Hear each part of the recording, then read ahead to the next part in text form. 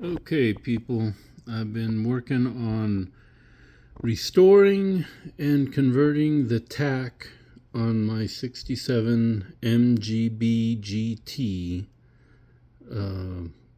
mainly because it didn't work. The tach itself was converted to negative ground as well as the car, and when I got it running, the tach's not working, so I figured, what have I got to lose? I'll convert it to from RVI to RVC, which here are the instructions. The kit by Spida. I hope I'm pronouncing that right. I got the kit from eBay. Basically, you get this circuit board here with 3 wires. The rest of the wires you solder onto these pads, but I'll get back to that. Taking the needle off, and the faceplate is much tougher than you might think. The needle is pressed on. I tried using plastic pry tools, was not working. I had to use this metal. It's a Cornwell clip tool, but that got it off pretty nicely. And as you know, they suggest in the video, I just use this cardboard notification or thick piece of paper to protect the face. It is impressively thick metal, so it's not going to bend on you very easy. Moving on to the case. The case had some pretty heavy oxidation, so I wanted to mention I painted the outside and some of the back, but I left a lot of it bare for the grounding of like the light socket and stuff. But I used this Eastwood encapsulator, rust encapsulator platinum. So that's what you're seeing on the side of the case here. Also, I had to drill this hole right here, and if you measure twice and drill once, you won't have to elongate it like I did. That hole is for the adjustment, the calibration adjustment screw here on the back of their circuit board. So you can have it all together, and just with a little screwdriver that they provide you, you can make and dial in your tach. I also took the time to repaint the inside. It was blue and white, so their backlighting has that bluish hue. It was much less original or factory, so I increased it, and I found a good match. I'm going to just turn this back over. Well, with this Krylon paint I picked up at Home Depot.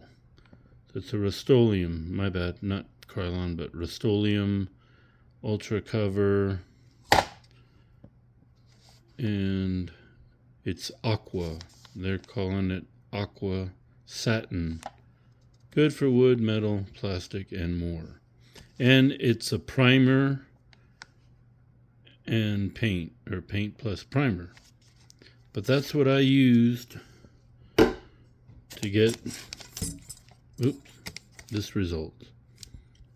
So that's all I have done to the case. And then, so going back to the conversion piece here, you will, or they will have you take off the guts of the old RVI electronics. Okay, and you just unsolder. This was the sense coil. Okay, that comes off pretty easily. There's some other parts that are missing, but you unsolder this wire, and in the conversion to negative ground, this resistor, Where was it?